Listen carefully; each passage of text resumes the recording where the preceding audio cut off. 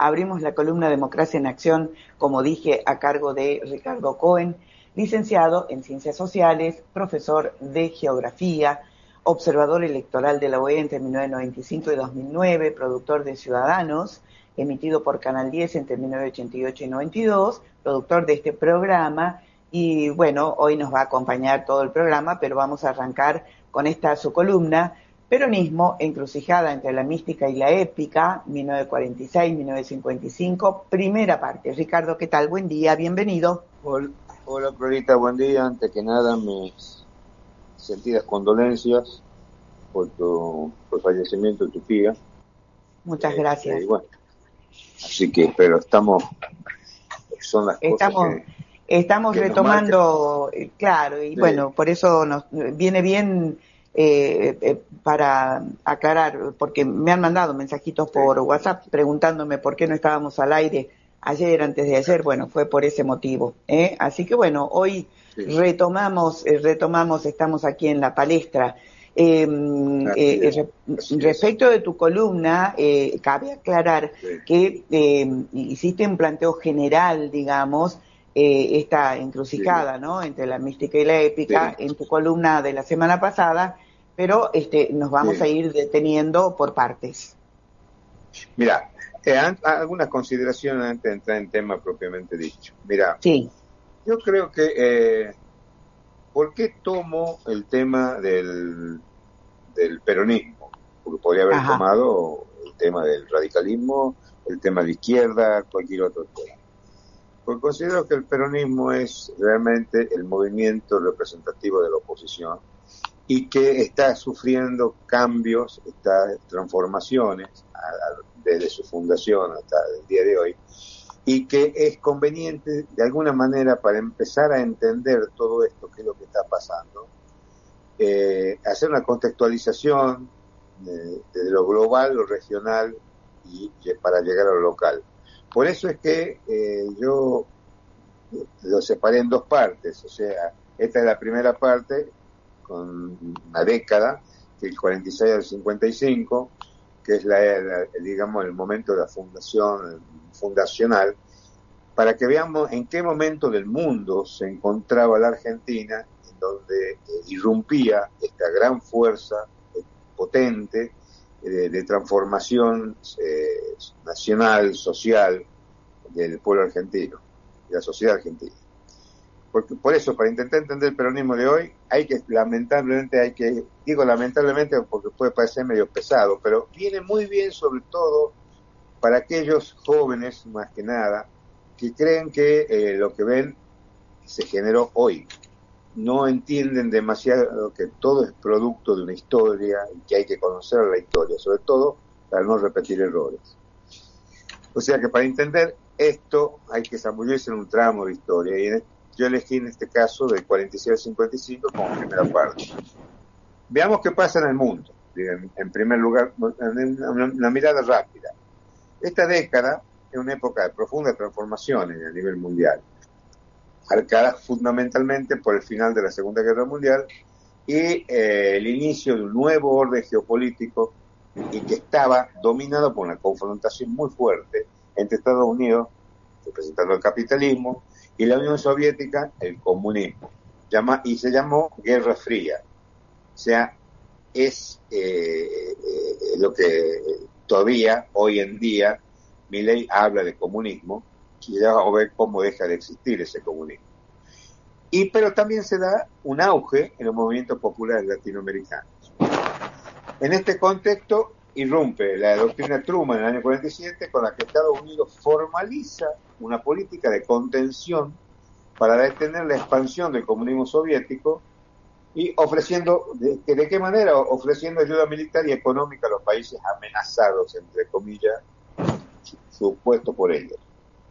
También se pone en marcha el famoso Plan Marshall del año 48, que recordarás vos, un programa de ayuda económica estadounidense para la reconstrucción de Europa Occidental, en donde se inyectaron fabulosas cantidades de dólares, cuyo éxito ayudó a evitar de alguna manera la expansión de la influencia comunista en esa región. También se establece el bloqueo de Berlín en el año 48-49, la Unión Soviética bloquea los accesos terrestres del Berlín Occidental, Estados Unidos y sus aliados responden con un puente aéreo.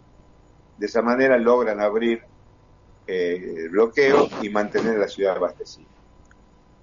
Una cosa importante, en esta época, en el 49, se crea algo que veníamos hablando últimamente, se escucha mucho, se crea la OTAN, la Organización del Tratado del Atlántico Norte, tan vigente en la boca de la política internacional. En principio era una alianza militar defensiva de las potencias occidentales por el temor a la Unión Soviética, quien responde en el 55 con la concreción del Pacto de Varsovia, que era una OTAN propia. Un hecho fundamental, en el 49 se funda la República Popular China, Mao Zedong triunfa en la guerra civil y establece un régimen comunista en China. Este evento cambia el equilibrio de poder en Asia y ya empieza a transformarse ese polo, digamos, de potencia política y económica, y sobre todo en el desarrollo de armas termonucleares. Y los norteamericanos y los soviéticos detonan las primeras bombas de hidrógeno en el 51 y en el 53, iniciando la carrera armamentística. Por otro lado, se inicia en esta década del 47, un proceso de descolonización, dando a luz la independencia de naciones como la India, Pakistán, Israel, se desprenden del Imperio Británico y marcan el fin de las grandes potencias coloniales. Ese es un panorama general, digamos, global, fuera de la región. ¿Qué está ocurriendo en Latinoamérica? En esa época estuvo marcada por el auge del populismo, la industrialización y algo muy importante, la industrialización dirigida a la sustitución de importaciones, y eso daba la idea de la identidad propia que quería cada país y no depender de las fluctuaciones que tenía que comprar en el extranjero. Y la creciente injerencia de Estados Unidos bajo el contexto anticomunista de Guerra Fría. En Guatemala se produce un golpe de Estado cruento, impulsado por la CIA en el 54, que derroca un gobierno democrático de Jacobo Arbenz porque la reforma agraria que él impulsaba afectaba los intereses de una compañía norteamericana que era la bananera United Fruit Company. Es un claro ejemplo de la política de Guerra Fría en la región, con la ayuda de la inteligencia de Estados Unidos, quien instala un régimen militar en Guatemala. En Bolivia se produce algo interesante también, la Revolución Nacional Boliviana, ya nos vamos acercando a la Argentina, de la mano del movimiento nacional revolucionario, y se nacionalizan las minas de estaño que estaban en manos de unos pocos señores feudales. Y algo importante, se decreta en el año 52 la reforma agraria y se establece el voto universal. Bien, ¿qué pasa en la Argentina en este momento? Se produce la épica del primer peronismo, que fue la justicia social y la soberanía económica, concretada en hechos. Era la narrativa de una gesta nacional y popular. El logro, que era la épica, fue la redistribución del ingreso, la extensión masiva de derechos laborales, la industrialización por sustitución también de importaciones, el pleno empleo y la expansión de la ciudadanía social, y teniendo como actor al pueblo trabajador organizado en sindicatos, quien actuó como sujeto de su propia liberación. O sea, que se da una transformación estructural, fundamental y profunda. Por otro lado, la doctrina de Perón se definió con un fuerte componente pragmático y de resultados concretos. Ahí se acuña la frase, la única verdad de la realidad. Entonces la épica se construía sobre la eficacia de las políticas públicas y la movilidad social ascendente, y tenía la tercera posición como estrategia geopolítica de acción. Ahora bien, hay un punto de inflexión, que es la aparición de Eva Perón y después la proscripción del 55. Eva inyecta una carga mística. Aquí inicia el proceso de la mística del peronismo, trascendental al movimiento, apelando directamente al sacrificio y a la relación personal, casi religiosa, con los descamisados. El brazo, esto es muy importante a mi criterio, el brazo de la ayuda social era la mística, y que se colocó junto al brazo de la justicia social, que era la épica. Mientras que la proscripción transformó el peronismo de un partido gobernante con una épica de hechos concretos en una fe prohibida, y el líder exiliado se volvió un símbolo inalcanzable y la lealtad a su figura se hizo prueba de pureza ideológica. Por eso la lucha pasó de ser por de logros concretos a ser por el retorno del líder símbolo, y la devoción reemplazó a la acción pragmática. De esta manera vamos observando cómo el peronismo se va transformando en un caso paradigmático de cómo la mística se orienta a consumir la épica. La épica justicialista inicial, que fue fantástica, se basó en logros sociales y económicos tangibles, pero fue progresivamente sustituida por una mística peronista de lealtad incondicional, culto al líder, especialmente después del 55, periodo que trataremos en la próxima columna. Y ahí terminaremos de cerrar esta idea de por qué el peronismo, con su movimiento justicialista, está en una encrucijada realmente que tiene que solucionar para poder salir adelante. Uno de los ejemplos concretos, y me traspolo a hoy, es que hay una observación muy, ya la vamos a analizar el próximo jueves, pero hay una manifestación muy evidente de lo que es la mística hoy en día, y no hay propuestas, o sea, no hay cuestiones concretas, no hay una épica del peronismo de decir, bueno, vamos para adelante con esta idea, sino solamente oposición. Y bueno, ese también fue uno de los elementos que confluyeron en la derrota de la última elección.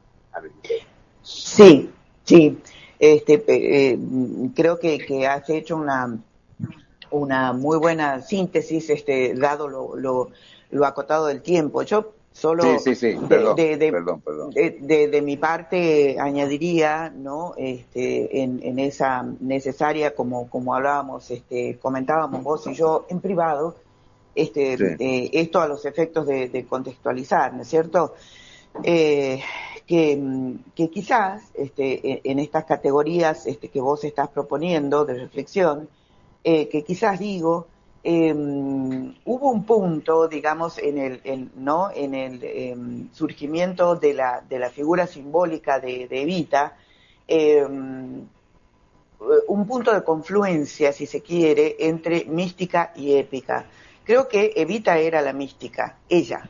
Sí. Tanto es así que si uno tuviera que hacer algún planteo contrafáctico, ¿no es cierto?, podría preguntarse, yo confieso habérmelo preguntado muchas veces, si Evita no hubiera muerto, sí. es muy probable que no hubiese habido revolución fusiladora, ¿no?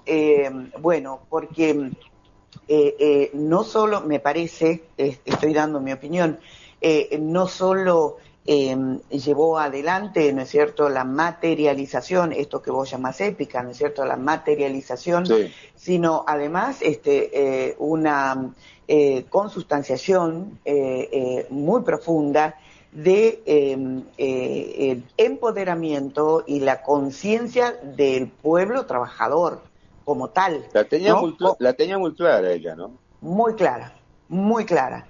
Y por eso, bueno, claro, cosechó, ¿no es cierto?, el odio visceral, ¿no es cierto?, del conservadurismo y de la oligarquía, ¿no? Sectores a los que permanentemente confrontó con el respaldo de sus cabecitas negras, ¿no? Entonces, claro, el exilio de Perón, la muerte de Evita, el exilio de Perón, truncó, me parece, de forma absolutamente cruel y cruenta, ambas cosas. Recordemos, entre otros, el fusilamiento, ¿no es cierto?, en los basurales de José León Suárez, entre otras tantísimas cosas. Bueno, la proscripción del pueblo peronista, ¿no? Y esto creo que es muy importante porque va a dar seguramente pie, ¿no es cierto?, para tu próxima columna, Sí, sí. que bueno, la resistencia peronista, vos es que estaba leyendo ayer, ¿no? Perón, en el exilio, Sí, dedicaba 12 horas por día a escribir, y escribía a los dirigentes, escribía a los militantes de base, les escribía, ¿no? De hecho, toda la correspondencia que tuvo muy intensa, ¿no?, con John William Cook.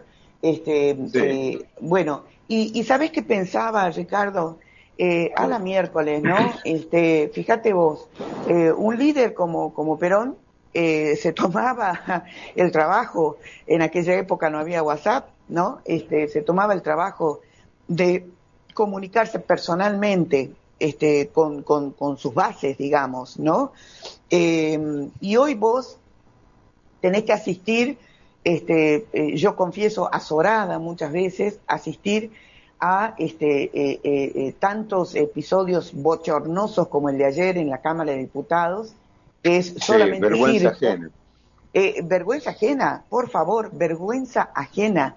Y esta gente, y ojo, incluyo a muchísimos de la oposición, no a todos, por supuesto que no a todos, que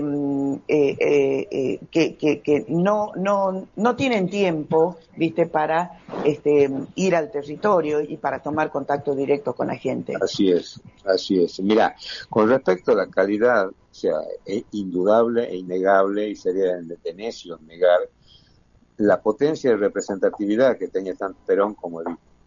Uno puede estar de acuerdo o no de acuerdo Claro, político, ideológicamente con ellos, pero que tenían la potencia de representatividad era, yo creo que no se dio nunca más una cosa como no, esa. Y te no, doy no. un pequeño ejemplo, nota de color.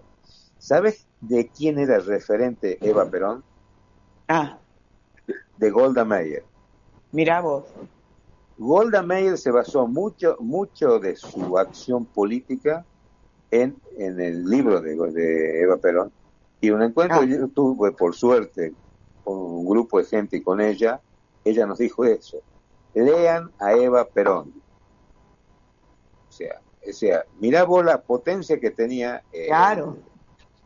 el Y, posicionamiento sí. de esta mujer, de esta gran mujer, y hoy en día está banalizado, está insultado, ofendido de alguna manera los nombres de Perón y de Eva. A mi Sí, criterio están sí, sí, sí, ofendidos. sí, sí. De hecho, Y más aún te lo digo, sin tener en cuenta que la gente, lo que sean o no sean peronistas, porque eso va al margen, cada uno puede ser lo que quiera, pero que hay que reconocer las calidades representativas de esos líderes, eso es innegable, es histórico. innegable, innegable, innegable. Y, sí, por supuesto. Y, y es la La base, principal herramienta, el principal herramienta de la ofensa es la negación. claro, Esa es la claro, tal principal cual. ofensa, sí, así es. Exactamente, tal cual. Bueno, está sentado el primer capítulo, Sí, los vamos a dejar picando, para una segunda columna, una segunda parte.